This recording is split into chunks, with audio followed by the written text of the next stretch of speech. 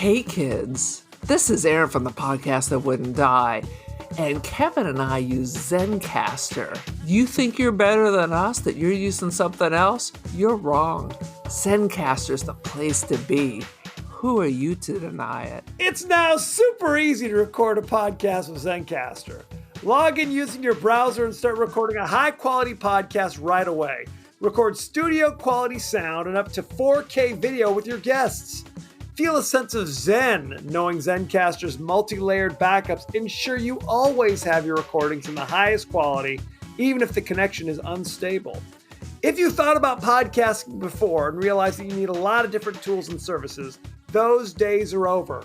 With Zencastr's all-in-one podcasting platform, you can create your podcast all in one place and distribute to Spotify, Apple, and other major destinations. Go to zencastr.com/pricing and use our code DIEHARD and you'll get 30% off your first month of any Zencastr paid plan. We want you to have the same experiences we do for all our podcasting and content needs. It's time for you to share your story. Only a fool will give up a chance for a 30% discount.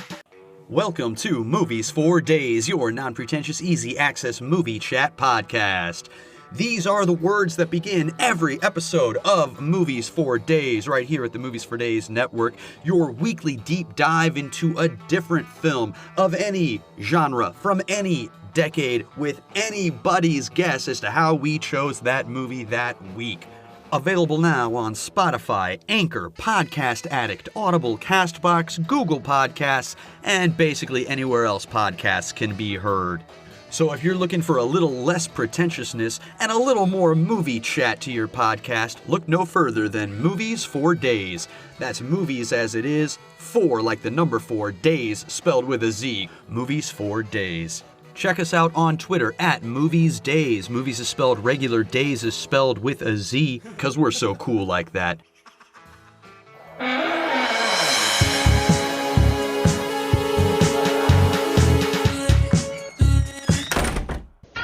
The basketball team is planning a party. A slumber party.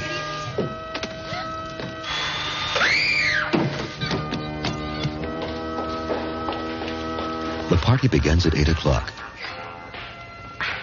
Love it too. You think I'm getting better? But be on the lookout for an uninvited guest. Welcome to the latest episode of the podcast that wouldn't die. I'm your host, Kevin. With me, as always, is Aaron. Hello.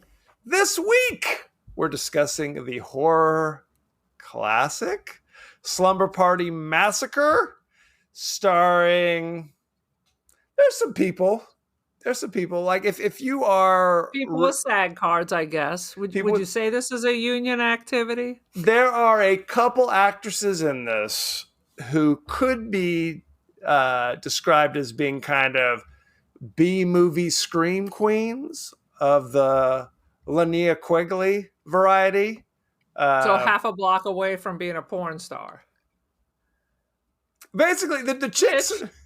Which is basically Maxine. So there we go. We just roll into another movie. Okay, anyway. The podcast that wouldn't die, as you know, discuss guilty pleasures and forgotten classics of the horror and sci-fi genres with a comedic twist, we hope. I wanted to talk to you about, for some reason, I've been thinking a lot about Grandpa Joe from Willy Wonka and the Chocolate Factory. Yes. And how he sucks. He sucks. He's letting a little boy and the widowed mom sit around, boil filthy clothes 12 hours a day, and the little boy has it because these people who are in their 50s, yes, can't get out of bed. 4 of them, those old women can't darn some socks. Nothing. No, it's this motherfucker. Truly, it's like they are starving, and he's still like, "Where's my pipe tobacco?" Right?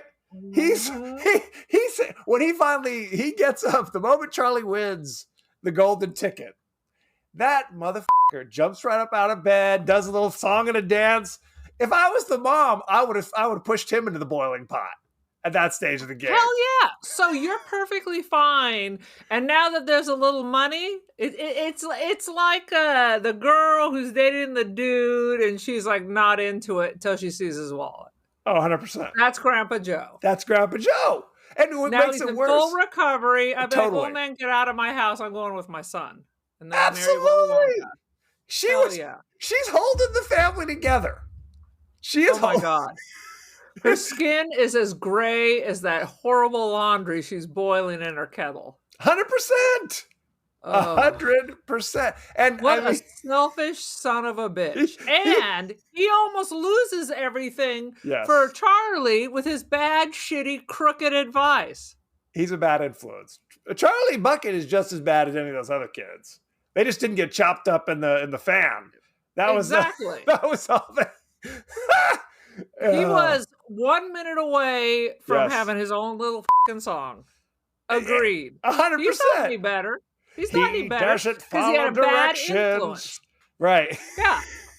He had a bad influence. Now, if Grandpa Joe wasn't there, they wouldn't be like, hey, let's all break the rules. Oh, totally. Totally. I was, if you listen to it, when he starts singing, the first thing he says, I haven't gotten out of bed in 20 years. Okay. I looked it up. Jack Albertson was like in his early 60s when he was in Willy Wonka. So you're telling me like at 41, you climbing into 41, bed? He was like out. Deuces. You're like, I'm not contributing anything else to this family. I don't know why I didn't come up with that plan. Where do I sign up for the 41 bed rest? No, exactly. Jack Albert is a jackass. No question.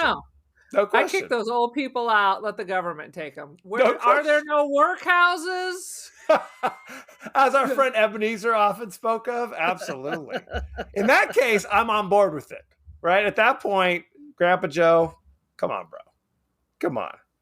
Yeah. Anywho. F you. F you, Grandpa Joe. Agreed. No question. For all I know, he's working for Slugworth. He probably is. Where do you think he gets his tobacco money? Right? Are we sure it's tobacco? Maybe that's why he just has to keep laying back down, taking another nap. And speaking of Willy Wonka, did you see the piece of trash third adventure in Willy Wonka Land? The last two were trash, so let's just keep redoing it. There's gonna be. Are you talking about the Chalamet edition, or is there another one? M. Night Chalamet. The only good part is the Oompa Loompa. Yeah. And in the Johnny Depp, the only good part is the Oompa Loompa. Flush the rest away. 100%. Let's just have all Oompa Loompas with all these stars. My problem, I mean, Chalamet is, I guess he's a good actor. I just find him eminently punchable. I don't know what it is. I mean, I was in drama. You were in drama. It's like there were those kids, those little kind of scrawny, twerpy dudes who were like the drama stars who you wanted to throttle just a little bit. I thought his acting was so over the top in Dune 2, I laughed at him. When it's quiet stuff, it's good. But when he starts trying to yell and his little voice is cracking, I ain't standing up to fight and die with him. I thought that was so over the top. He looked ridiculous. I agree. The rest of Dune 2 was, I mean, it's okay. I'm not a big Dune 2.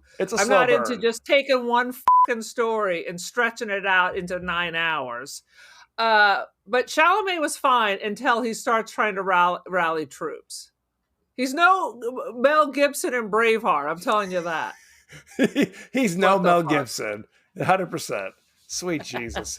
Now, that being said, why don't you give no Russell Crowe.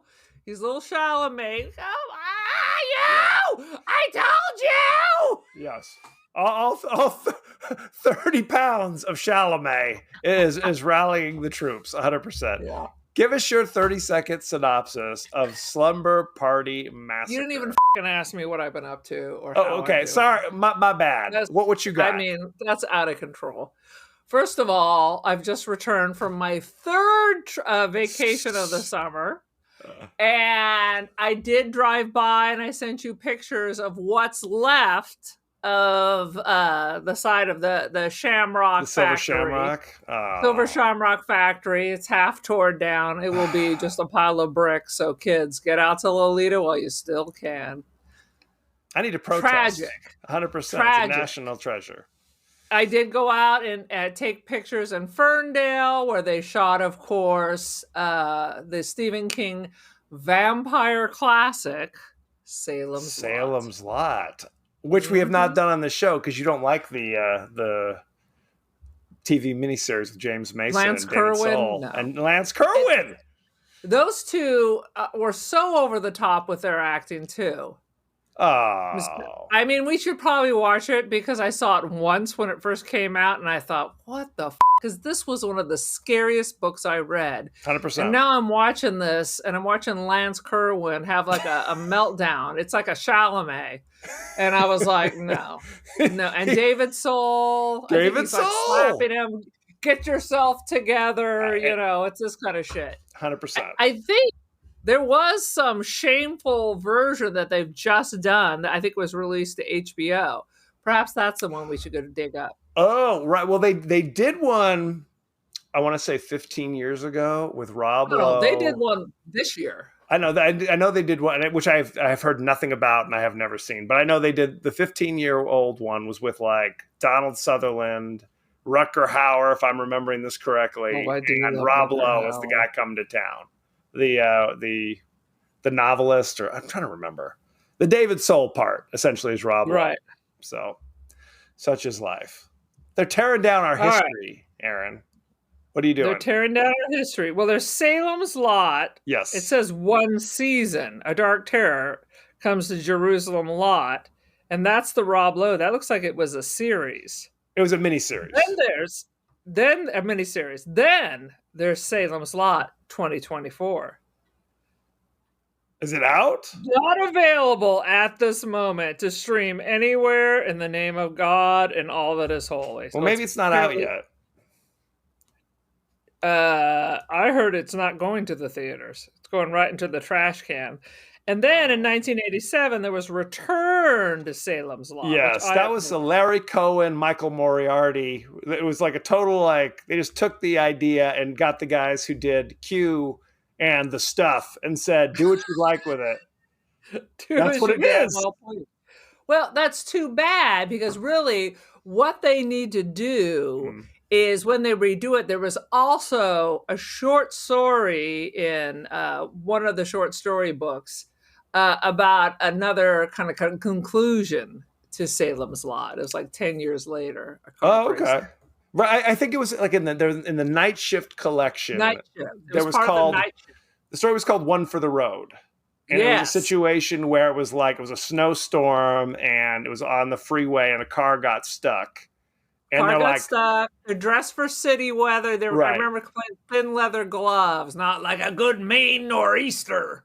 Right. And it's that American Werewolf in London situation where the locals are like, you shouldn't go out and help those people. Right. So I remember enjoying it. I remember thinking it was 15 pages maybe, but it was a fun little something. That would be fun, like if they did it correct, which it seems like they didn't again. Like the credits start rolling, then they stop and they just delve right into this, like a fake out. That'd be good. That would be good. Where are we working in Hollywood? Although I just been reading on TikTok for a month that Hollywood is now dead. So it is dead. It's a sad situation. If they keep pumping out shit like this, it's not a surprise. Give us your 30-second synopsis on Slumber Party Massacre, for God's sakes. Well, once again, we have The Boy's Wet Dream, a semi-pornographic movie with 35-year-old high school girls. 100%. Have a slumber party, but of course there is a serial killer who doesn't really speak, going around with a power drill that he stole from a line lady. Yes. The end. Nonsense. 100%. I just want to tell you, please, as a woman, whether I was in high school or 35 like these women, when we had a slumber party in college, right, we didn't show up in sheer negligee so I can bedazzle my friends with my nips. That would be frowned upon. Someone would yell, put that shit away. Well, let me stop you right there. They don't show up in the negligee. They show up in their regular clothes, and then in the living room, everyone decides to change into their negligees in full view of the wide open picture window for all the neighbors to see. and put on a show for all their friends. 100%. I love all these movies from the 70s and 80s. Women are changing in front of an open window, staring out through the open window, giving ourselves a quick cancer check on our bazooms. Absolutely. That shit don't happen. That shit don't happen. Ridiculous. These are like crazy Adam and Eve mail order catalog outfits. It was like half the girls are wearing like boyfriend's oversized tees, and other people are playing for pinup of the year. 100%. Did their mamas buy that for them when they were a sophomore in high school? At the age of 35? Yes, with the age garter belts. Yeah. Straps. Fucking 80s ridiculousness. Oh, that's how they did it. No, it's funny. This is a movie for men. They they didn't expect any women to show up to the theater for this. We're going to talk about this. Well, ironically, the original script called Sleepless Nights was written as a parody of horror movies written by famous feminist lesbian novelist Rita Mae Brown. Okay, you can Google it. She's like famous feminist from the 70s. Wrote it as a parody, and then that would have been great. And then sold it to Roger Corman, who said, "Throw this shit out." They basically said, "We're getting rid of all the parody shit, and we're doing this straight up normal." And then they hired. She was a female director. This is the first movie she ever directed. She had been an editor for years, which is how Roger Corman would do it. You had to be an editor for so long, right? And then he said, "Okay, I'm going to give you your chance. You can do this." And basically, she had a checklist, a Roger Corman checklist, where it's like, how many topless scenes do I need? Absolutely. Yes. And it was by the numbers. So it's like, literally, if you watch the movie, which I had never seen this, and you had never seen this before either. No. The only reason I wanted to do it is because they'd talked about it occasionally on those, 100 best 80s horror slasher movies. How could this ever have been on the 100 best anything? I agree. But it spawned 3 sequels. And I'd actually seen Slumber Party Massacre 2, which was more parody-ish, where the killer was like an Elvis impersonator or something along those lines. That would have been better. Yes. But quite frankly, when the movie costs $3 to make, as long as it makes $9, you've tripled it, man. You're hardcore. Let's roll. Let's get next. Right. But this movie is really shocking in its lack of plot. Like this really, it really is. Because it's like, okay, the movie rolls. They're like, oh, by the way, an escaped murderer is on the loose. Russ Thorne. They make a point to mention his name multiple times. And nobody cares. And no one's looking for him. Right. Well, they say in 1969, he killed 5 people. So he's been in jail for 13 years, escaped, no fanfare. He's just on the loose. And there's often this question I have about these kind of slasher movies. It's like, I guess if you're a serial killer, that's all the motivation they need to give you. They don't have to say, you're targeting this house for this reason. You could just be like, I'm a serial killer. There's a house. There's people in it. That's all the motivation I need. But that's all I need. Oh, no. Then they gave you some weird motivation at the end. Did they? I love you. Yes. There was this whole, the drill is a penis 100%. and I'm killing you because I love you. And this is the greatest show of respect. And then she castrates him metaphorically. But not physically, which would have gotten the job done better. I literally had to Google. I'm like, did they have cordless drills? I did too. Those days? I was like, what? I did too. Did they have? That is the most silent motherfucking drill. I mean, and just by going like this, you can kill people with that? Yes, clearly. Clearly, he just swing it around a little bit, and it's just like, oh, I've disemboweled this person. I slit this person's throat. But you're right. I was Googling it. When did Black & Decker invent a cordless drill? Now, a cordless drill is not like a chainsaw. Chainsaw is totally ridiculous because you've got to crank it. It's noisy as hell. You can hear them coming a mile away. I guess with a cordless drill, it's silent until you pull the trigger, and then I'm drilling. I guess, right? Yeah. I mean, I guess you're right.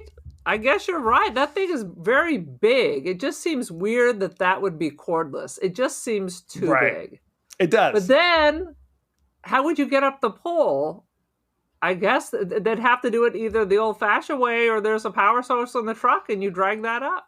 And I guess you made the point. It seems too powerful. Right. But maybe I'm wrong. Well, you made the point that the only reason he had the power drill is because at the beginning of the movie, he murders the surprisingly attractive lineman for the telephone company who was at the school for some reason. And presumably, she just had it in the back of the van. And showing off her ass, because that's what you want to do when you're climbing the pole. Literally climbing the pole. Yes. So that's the only reason why he had it. So that wasn't his thing in 69, although who knows? We're given no details. What if he killed the ice cream man? Maybe he would have been scooping everybody's brains out or something. I don't know. Stabbing him with wooden sticks. Yes. Or like what those popsicles that like the American flag, they could be shoving that up your ass. And then you hypothermia, I guess. Should I be writing this down? I mean, are we dropping pearls in Hollywood? Our horror porn. Oh, I can't remember. What were those called? Do you remember? Which you know what I'm talking about? The popsicles that look like a rocket, and it was red, white, and blue. Yeah, weren't they called? Oh crap! I don't remember now. You're right. I know what you're talking about. I know what you're talking about. Yes, 100%. That's the beginning of our porn horror film, The Ice Cream Man Cometh. There was a horror movie called The Ice Cream Man, starring Clint Howard from the 90s, by the way. So there you go. Clint Howard, he's always available. But this movie, it is literally like a bunch of chicks who are on the basketball team, which that is the worst basketball I have ever seen. They're dribbling the ball up to their chin. I mean, it was like, did they just roll the ball out and say, F it, do what you want? I thought, was it PE or was it a practice? Or it was a practice. It was a practice. There's people and cheering. Then there were long, heavy eye contact stares while they're showering and rubbing your boobs and making dead eye contact with the person across the shower from you. And then she rolls up. I thought she'd be like, "Bitch, why you staring at me in the shower?" But then it seemed more like she wanted to give her a smoochie. I don't know what was happening. She did. Yeah, the main... We sidled up there. Like, I wasn't sure which way this was going, and it went a whole other third way. You're the best basketball player in the world. Well, and they're sharing the bar of soap. Pass me that soap. Is that what people do? I just wiped my tuchus with this, and now I'm passing it on to the next person?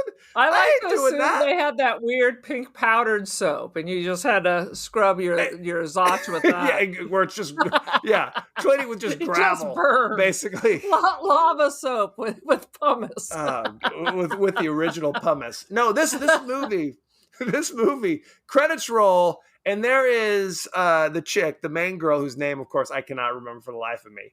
Gets out of bed and immediately is topless. Boom! I'm getting ready for school. Boom! And I'm just like, whoa! This is right out of the gate. I literally wrote that down. Nudity is the first thing I wrote down. Yeah. It's boom! Right out of the gate, and you're just kind of like, so this is this movie. Like, we've seen movies. We've seen Halloween. We've seen Friday the 13th. There's nudity, but it isn't. It's literally like the credits have barely stopped rolling, and there's a boob filling up the entire screen. I expected her to go down in her chonies and sit at the breakfast table with the family, eat some toast, tits hanging out. 100%. No question. And then, then it's smash cut to, we're playing basketball, and now we're all showering again. Yeah. Boobs on prey, people turning around to like... The director wanted to get all her boob shots in the first 15 minutes in case people walked out. Yes. And they're behind the scenes where it's like a lot of the actresses were like, I didn't sign up for this. I didn't sign up for having my boobs in every scene. What are we doing? Every scene, or just long shots of people's ass. One of them where she's literally got the soap and she's cleaning her crack. Yes. Yes. What the all. What? I don't think I've ever seen. Softcore. Look, I've seen Porky's. I have never right? seen crack cleaning I have in never any of seen- these sexploitation films. They're trailblazers in this movie. It was that kind of where you're literally like, my daughter's coming in the room and I'm like, she's gonna think I'm in here watching porn. Just broad daylight at 2 p.m. on a Thursday. I'm just watching porn down here. I'm like, what? Popcorn, watching some porn. That's what it looked like. And the acting, even when it's not nudity, the acting is very porny. Where you're literally like... And by porny, you mean terrible. It is just terrible. These sweet babies were hired only for their bods. Oh, 100%. Well, at one point, the girl's like, there's a scene where the girl is in her car making out with her boyfriend. And there was a scene where it's like he's just grabbing her boob, like where it's full, just boob fills the camera. And the actress you don't like, see her face. It's a giant screen of boob. And the reason why is because that actress is like, I'm not doing that. I'm not doing that. So the director turned to the rest of the cast and said, I'll give whoever wants to do it, I'll give you a raise right now. And the lead actress who've seen her boobs 15 times is like, I'll do it. So it's her boobs a fifth time. Right on, sister. Right on, sister. Oh my God, this movie.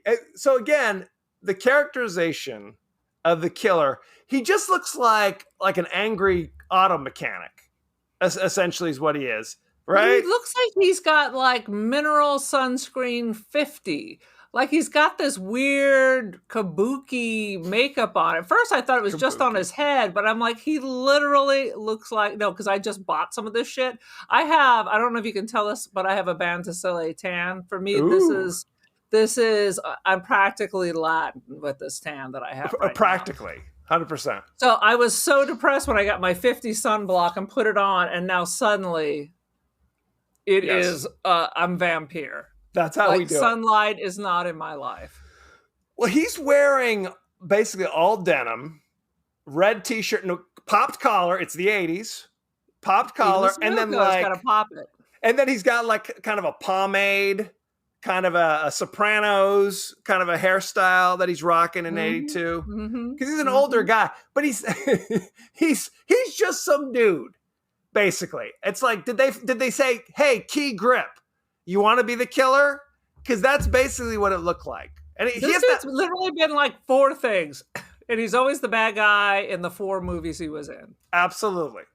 He saw the writing and hopefully moved on to something better. Yes. He was random. He doesn't look scary. No. And again, no motivation, right? We hear about him. Then he grabs the telephone girl, murders her in the back of the van. The van is parked in the middle of high school. I'm assuming this is high school, even though they look 35. Right. Middle of campus. She's pounding and screaming. No one hears her. There's a lot of that in this movie, where someone's killed with a giant power drill while they're screaming, and no one hears anything in the next room. No. And I don't know if you live in a neighborhood where people use drills. I mean, I can hear the fucking gardener next door. I hear within 4 or 5 houses, everybody's doing any goddamn thing. Of course. There's a bonda at the end of the block. I'm going to hear it. Yes. But nobody can hear blood-curdling screaming in old houses and power drills constantly going. Nobody hears that. More than one person is literally killed on the sidewalk, right? In this neighborhood. Where they're sitting there, guys getting stabbed. Ah! Ah! Ah! You have neighbors. What is this neighborhood? Anyway. Well, their neighbor, Mr. Furley, got killed right there on the side of the house, and they didn't even hear it. We got to talk about Mr. Furley. Was he supposed to be like a splash of pedo? Although the girl's 35, so are you still a pedo at that point? I don't know. Yeah. I'm not even really sure. Why would they put that freak in charge? And he just marches in and out. He did. I just rolled in. I'll hang out if you want. No thanks, Mr. Furley. He comes out and scares them in the middle of the night. And they're like, hey, Mr. Furley, what's up? No bad touch today. They were talking about the Maui Wowie that they're going to smoke. He catches them. And he literally says like, hey, I won't tell them about the weed if you don't tell your parents how I snuck into your house uninvited. Is that cool? That's and a did bad what? deal. You've been rolling around in my bed playing with my chonies. This is disturbo. Yeah, it was just weird. Well, and there was a weird thing that he does where the girl goes to get firewood. The bitchy girl goes to get firewood, and there's a close up of a weird snail. I don't And the want my guy- kids building fucking fires while I'm out of town. Oh, hell no. Hell no. So he shows up, his name's Mr. Content, which is not a real name as far as I know. He comes in with a frickin' 6-inch butcher knife and kills the snail. I've killed 57 snail. Just put some snail repellent. You ain't got to be walking the it's streets. not organic. You forgot. It's not organic. Yes. Yeah, This is that was hobby, just a weirdo. That was stupid. Weirdo. Yeah. So when you have the knife, then why'd you get people like just stab you and kill you? You were dead 2 minutes later. Correct. And his head is just lopped off. There's a lot of people get the lopper.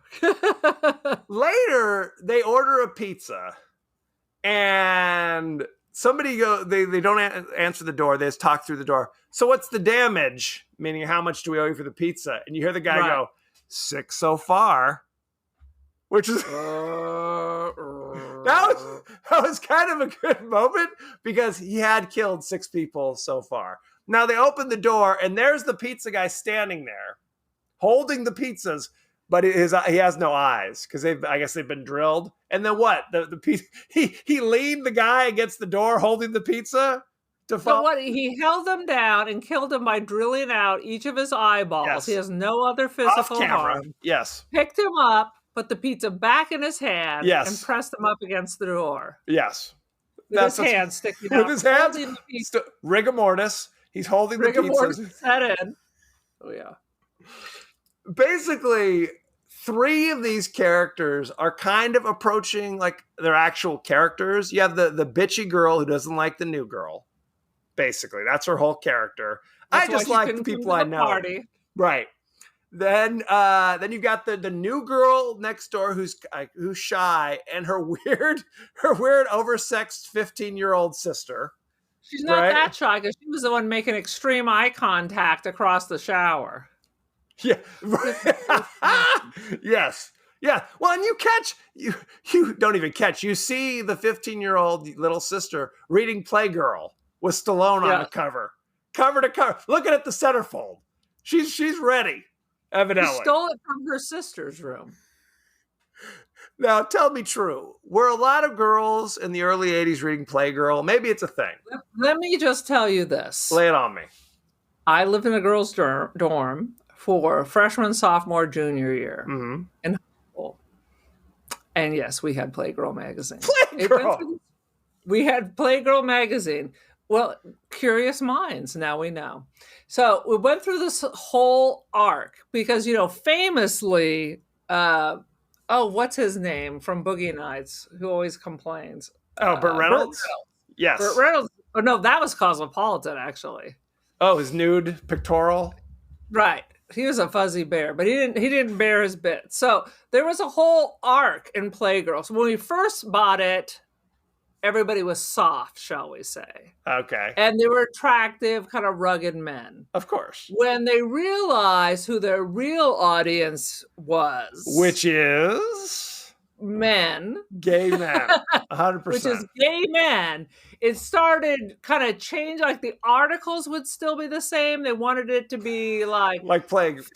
Feminist articles, but not so much. And, this is Jim. Jim likes, blah, blah, blah. So by the end, when we stopped buying it, it was dudes with donkey dicks, full erections, bathed in like olive oil with leopard skin. It had become this whole other magazine. 100%. Yeah, no question. No, for sure. We pulled the centerfolds out and hung them in our bathrooms just for something to look at.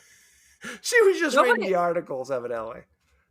It was more like we're freaking out. We're like, ew. It was more fun. Of course.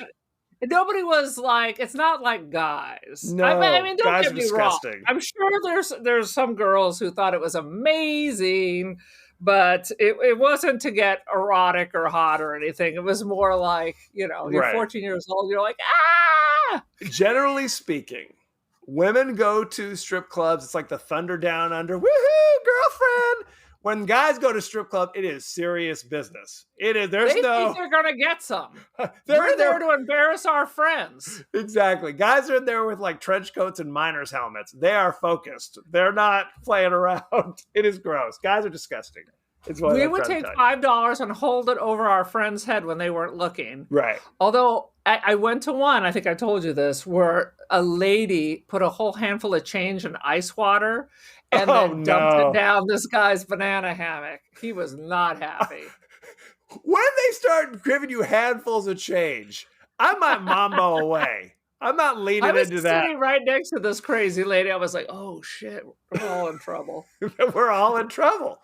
But it was not hot. It was more like No. He embarrassing. You know? Totally. God Now, forbid you get pulled up on stage. You're like, oh, At right. least there weren't cell phones back then. Well, because the little known fact, male strippers are generally gay as well. Exactly. Because gay guys, stereotypically, take much better care of themselves and they're much better dancers. Yes. So I had my friend who was married to a gay man get us a copy of gay porn so we could learn things. that's a And we're bridge too like, far, Aaron. Come on. No. Check this out. The sets were beautiful. The music was lovely. And these dudes sure as hell took care of themselves. Yes. 100%. It was a whole different level of production versus crazy old Ron Jeremy. Let me just tell you that. These dudes were ripped. It was like unbelievable. There's like Marvel people making the sweet, sweet love. Yes, it's a different thing. So I hear. Anyway. It could all be the same now. This was 1,000 years ago. Let's get this train back on the track since we're talking This about was gay porn for educational 20 minutes. purposes. Yes. The women who were actually at the slumber party were basically ciphers. And the guys who kind of raid the party, their boyfriends or whatever, have no character either. They're just horny peeping Tom dudes who are friends with the girls, who are just randos. I mean, honestly, none of them have any None of them have character. personality. You don't give a shit about any of them. They haven't don't. bothered. You don't. This movie's about chicks showing their asses and their tits and people getting drilled, but not the way you want. Right. No, what's funny is I was reading information about this. This movie is 76 minutes long. I don't even know if that's feature length. I mean, that's too long. When you told me, I almost fell over because I was like, how long is this going to keep going? Yes. Right. So it's like they're trapped So in is this Mamacita house. back to editing? Is that what happened after this? We can talk about this. She directed 3 other things that you may have heard of, and she wrote a lot. She does a lot of famous screenplays. But after this, she did Made to Order with Ali Sheedy, where that she's was kind real. of that was a real movie. I'm not saying it's good. I'm just saying it was real. You've heard of it. She did Mystic Pizza, directed that. Oh, I love Mystic Pizza. Which is a real movie. That's real. She did The Rich Man's Wife in the 90s. And I think that was about it for her directing. Oh no, she peaked with Mystic Pizza. All women my age know Mystic Pizza. But that was Everybody the started thing. off in that. She wasn't getting a lot of opportunities. It's the same old shit. Same old shit. Look at the chick who did the Hurt Locker. If that was a man, he would have had. Catherine Bigelow would have gotten 3 offers the minute that hit that, but because she's a woman, right? Because men's studio dudes want to hire men, right? Absolutely. So it's a sad situation. I mean, she wrote a bunch of stuff. I know she wrote like Indecent Proposal. She wrote the script for that. She wrote the script for some other things that I can look up later. But I mean, her directing career was very short, which is strange because it seems like the things she directed seemed like they did well. So I didn't think Indecent Proposal was that big a deal. It was a hit, though. I think I turned to my husband. I'm like, $1 million. I mean, if you would rather do it, husband, that'd be fine. But one of us needs to go get that $1 million. Right? Anyway. And I would sleep like a baby. What else you got? Any other highlights? Yeah, there's no highlights. I wrote down some stuff, and it starts off, she's listening to the radio. Yes. Nobody listens to the radio. With all do they even have radio anymore? Radio exists, but you're right. You'd have a clock radio, and this was analog, so it's like literally like there's like the hands on dial. the thing turning around. Yeah, okay. Yeah. I think we had that clock radio at our house at one point. But why was it on the floor? Did you notice that? Like it was next to her bed on the floor instead of on a nightstand or something. Because nothing makes sense. Nothing makes sense. I did notice she also had a Bjorn Borg poster. She did. I noticed that too. The Swede. For those who don't know, tennis used to be a big deal. It was a big deal. Everybody loved Bjorn Borg. And the kid sister with her hair was literally a mullet. It was like the Billy Ray Cyrus mullet. And they tried to like kind of gussy it up a little bit, but I'm just like, was that her shorts were so tight and high, it's like she worked at Hooters. Yes. But to be honest, the Lakers had shorts that were that short, where it's literally full thigh. They're basically Daisy Dukes, Kareem Abdul-Jabbar, 7'2" with his ding-a-ling. It's a wonder that the Serpantes were not loosened. Absolutely. Absolutely. I don't know, because that's what they were talking about too. They were talking about basketball players and their shorty shorts. They were, and they were talking a lot about like the one particular Dodger game from last night. They're like, who scored the runs for the Dodger game? Let's call the English teacher. Maybe she remembers. Let's call the PE teacher. Maybe she remembers. It's like, who cares? Who cares who won? Well, who cares about this? Hit that homer. It's like, this is 20 minutes of conversation in the 72-minute movie. Good to Lord. Prove what? That the girls are into sports? Why didn't they ask their asshole boyfriends? They aren't into that. Because they don't know. At one point, they were doing some weird handheld Blair Witch shaky camera bullshit. And I'm like, this better end soon. And they used it only once. Right. I don't know what the hell that was about. Makes no sense. At one point, they needed to light something, and 12 people all whipped out their Bic lighters. So everybody's smoking. Oh, yeah. Something you don't see too much anymore. I wrote down it's 1982 and no one's watching MTV. I love how people just quietly study, because that's not what was going on in the 80s. Well, only MTV on a 24/7. They're like all Amish. Yes. Well, and I don't. Other than the one girl in the car, there really wasn't any sex in this movie. No. Right? It was a lot of like unmotivated nudity. One boob. I think squeeze, she was just giving her Hummer anyway. Which at least remember in Carrie, there's an extended Hummer scene, right? And this, with a full conversation going on. She must be a wizard. It with no speech impediment at all. Yes, she's the Gandalf of BJ's, no question. Good Lord. Anyway, what else you got? I'm tapped out. I'm tapped. How did they get a whole body in the fridge? Did the serial killer go and empty the refrigerator first? And if so, where are all the shelves that he can then put in a whole human body upside down? And I guess that was meant to be a comedic moment, because kid sister opens up the refrigerator without looking. You see the body start to flop out, and then she closes it, and then she opens it again, starts flopping out, and then she looks, it's a body. And then there's the moment where he's like, irritated because he can't fit 5 bodies into the trunk of that car in the garage. It's like, God, he's like trying to shut Why do you gotta put him in your car? It's not even his car. What are you doing? Put him in another car. Leave them where they are. Who cares? You leaving town, bro? Where are you going? Clearly you're hanging out here. Yeah, nowhere else to go. I already talked about how she cut off his peen and then stuck it to him.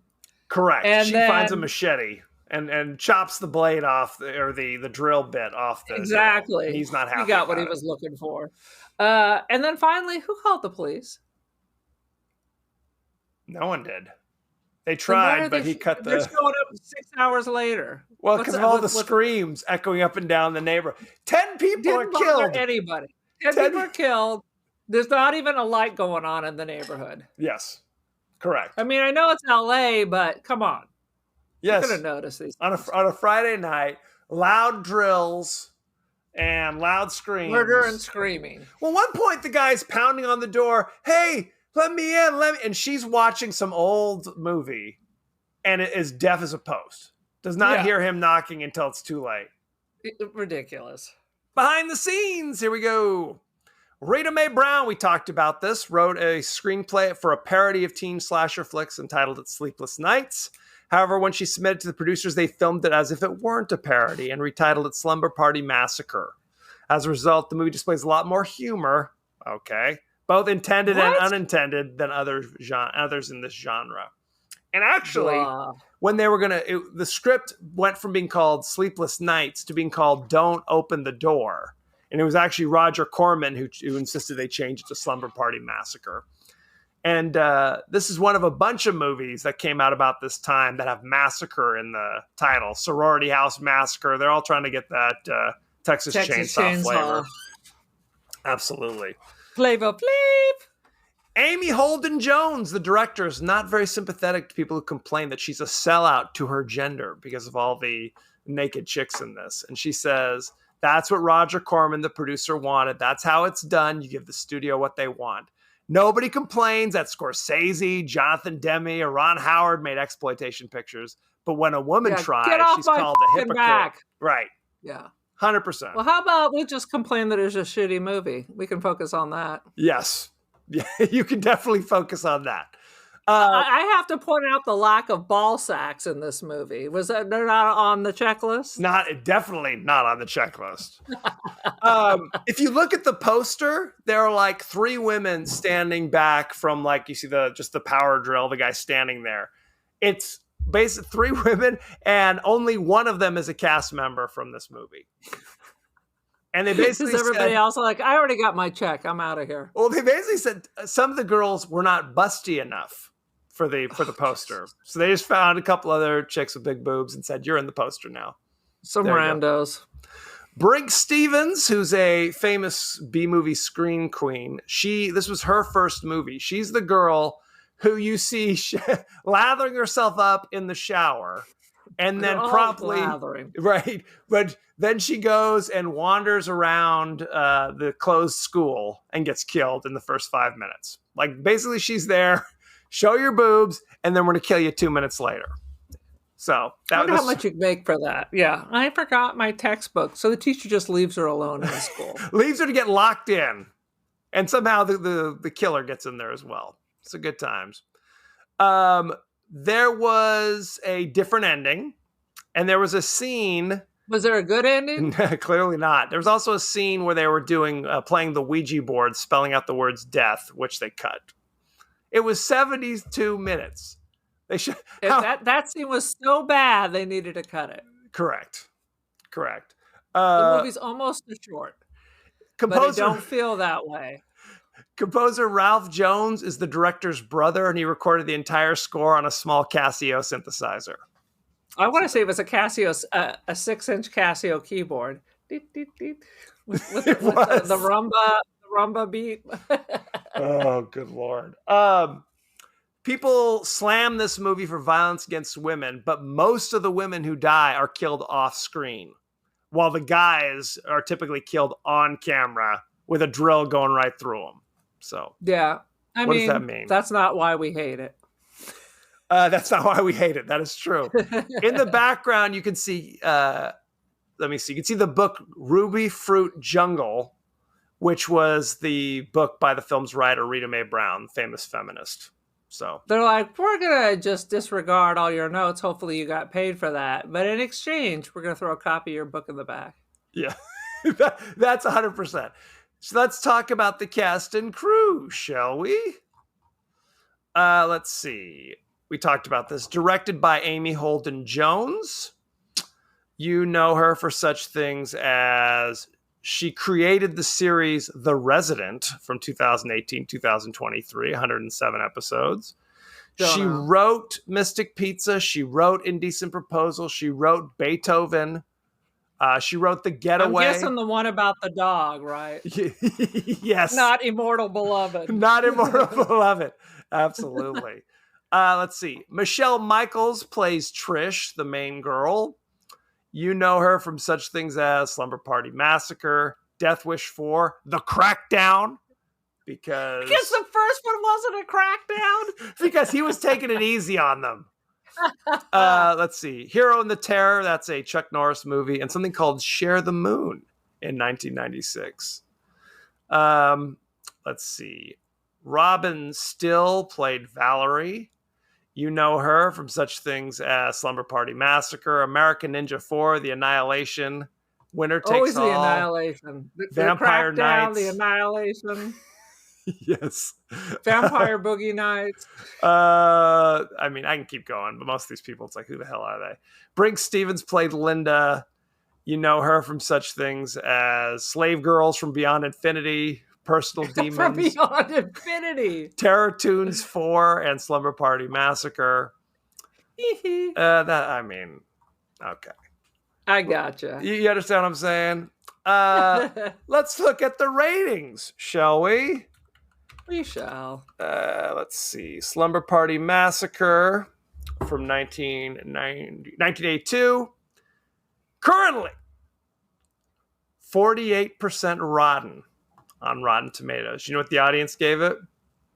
42. 46.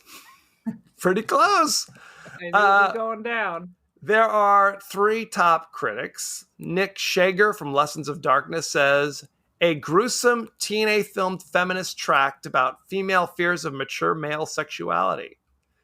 They're think that's only what it calling is. it a feminist tract because of the original version. There's nothing feminist about this movie. I mean, Is Halloween a feminist tract? Yes. Yes. Oh, let's Okay, go. maybe not so. Next. Scott Tobias from The Dissolve says, Jones. I've never heard of these. These are the top critics. These are the top critics. Tries the more effective tack of playing the slasher stuff straight and inserting clever visual jokes when she has the opportunity. 3 out of 5. Clever. What is your rating, Aaron? Oh my God. It was so fucking ridiculous. And I had to pick up my phone multiple times. I did too. Just to make the pain go away. And it seems like it's about 200 minutes, but really it's slightly over an hour. Right. I am going to insert 1.5 power drills into the corpse of Roger Corman for making me live through this. Absolutely. I agree. I give it a 2. I mean, it wasn't like offensive or upsetting or disturbing. It was kind of boring. And, there just wasn't... There's no story. You couldn't give a crap who lives or dies. Really no story. And the characters, really no characterization. No. Didn't even bother. Why did they make it a mute boarding school for girls? Because none of the dialogue mattered. None of it mattered. What if you have a mute killer attacking the mute girls' school? How about that? No talking at all. It's all mutes. There you go. It's like The Artist. That sounds good to me. On another note, did you see that movie we did about, what was it, the Danish and the Dutch couple? Speak no evil. Speak no evil. I just saw a preview with Ewan McGregor. With not Ewan McGregor. What's his name? What? Oh God, what is his name? It's not. I thought it was Ewan McGregor. No. Sister sent me a link. It's oh God, Professor X. What's his name? Not Ewan McGregor. Not Michael Fassbender. It's like oh God, I'm kicking my. It's like McClory. I think I confused him with Ewan McGregor. Yeah, I don't remember, but yeah, isn't that funny? He's a cutie pootie. The guy from Switch, or not Switch. What's that movie called? Split. Fuck. Split is the movie he's in. I'm having an episode. Like Split. It's a thing. He's in stuff. I'm going to see if it gets reviews. I'm going to go say it. Any last thoughts for Slumber Party Massacre, Aaron? I hope to have never another thought about it. Yeah, the sequel was actually was better. I think Slumber Party Massacre 2. It starred Crystal Bernard. Crystal Bernard from Wings and It's a Living. She's the main girl in it. But it's not, it's like, other than that, it's like a totally separate thing. It just happens to be the killer also uses a drill. But it's on the end of his guitar. So, what? I know. Because that's where you put him. It's totally bizarre. Anyway, thank you very much. Go to our pages across social media, Facebook, Twitter, Blue Sky, Threads, Instagram. We're on TikTok. You may be watching us on YouTube right now as we speak. You can email us. Maybe you can email us, the podcast that wouldn't die at Gmail. We are on Apple Podcasts, Spotify, anywhere the finer podcasts are available. So don't forget to like, share, rate, and review. Won't you? Aaron, please? What is your social media situation? I'm just going to say today that I'm on the gram. I am the cult of Aaron. Join the cult. Beautiful. And I'm the voice of Mr. Pink in an audio drama of Reservoir Dogs. Check it out. With our friend The Vern on the Cinema Recall podcast. Cinema Recall. Network. Check it out. I'm the worst one of the group. You are not the worst one. Just your language. Talking about our episode. It is Quentin Tarantino. Yes. They should have told me if they weren't going to say the N-words. Now I'm the only asshole who's actually reading the script. You were a little too quick. Conspiracy. You're a little too quick to the... You volunteered to do it. Anyway, talking about our episode, Death Spa, our buddy Leo Allen says, never heard of this one, but after listening to the episode, I'm glad I hadn't. So there you go. Next week. I would say Death Spa is better than this. I would 100% agree with that. Next week, we're discussing the new classic, Long Legs, with Nicolas Cage and Alicia Witt, who's younger than me, but looks older than me in this movie, which is kind of upsetting. So it's in theaters. I don't know if it's on streaming anywhere, but you probably have to go to theaters. No, not yet. So it's rocking and rolling. So don't believe the hype. Send in your favorite scenes, favorite quotes, comments, and questions, and we may talk about it on the show. So thank you very much, and be well. Bye.